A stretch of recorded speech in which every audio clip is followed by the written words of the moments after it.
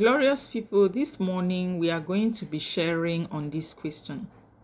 Do you owe anyone an explanation when you have to cut them off your life?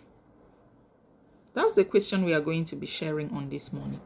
Do you owe anybody an explanation when you have to cut them off your life? Why am I coming up with this discussion this morning? You know, sometimes you just have to remove some people without warning. Because there are some people, as I said in my very first video, there are some people who derive pleasure. They are deliberately annoying. It's not like it's an accidental annoyance. They deliberately do things to annoy you. And so you need to be that kind of person that you should have a thick skin to be able to, remove such people without warning.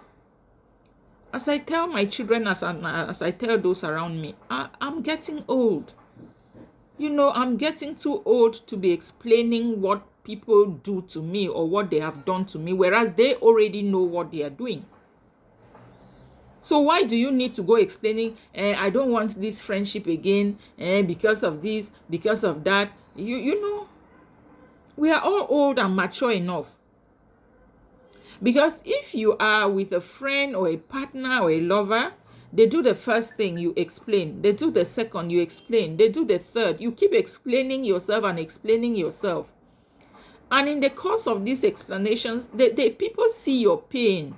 They understand that these are things you don't like. But each time they keep doing the same thing over and over, over and over, over and over. They don't get tired of hurting you.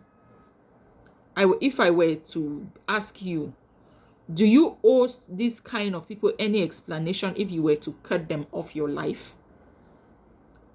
Or do you need to send them a warning that is because you have been doing this, so I don't want you around me again? Do you need to send such warning to this kind of people? Remember, this page is all about mental and emotional health, okay?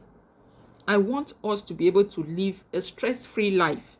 I always tell people the 21st century is already loaded with a lot of hurdles and challenges. People are facing challenges left and right in their different spaces where they find themselves.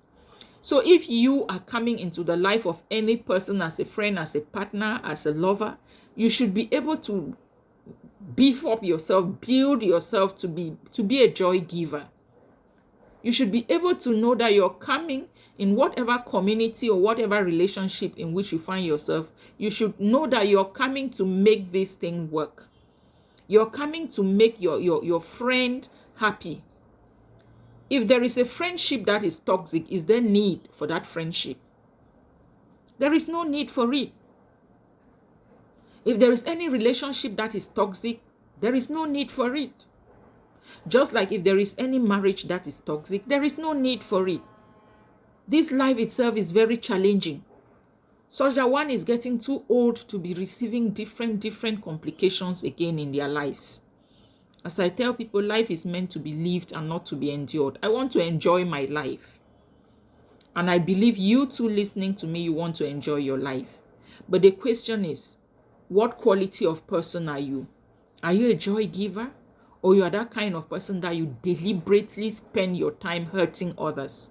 We are all human.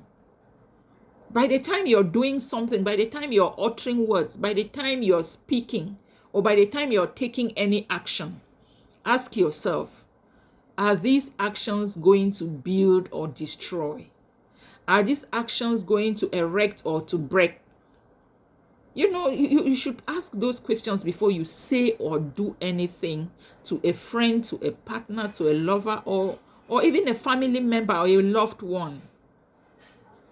So when you deliberately have some people that are bent in making you angry all the time, my dear, you have to remove such people without warning, because we no longer have time for things like that. Because there's no need warning someone who deliberately derives pleasure in hurting you, and then you keep explaining yourself over and over and there is no change. Cut them off. I hope I made some sense. Good morning.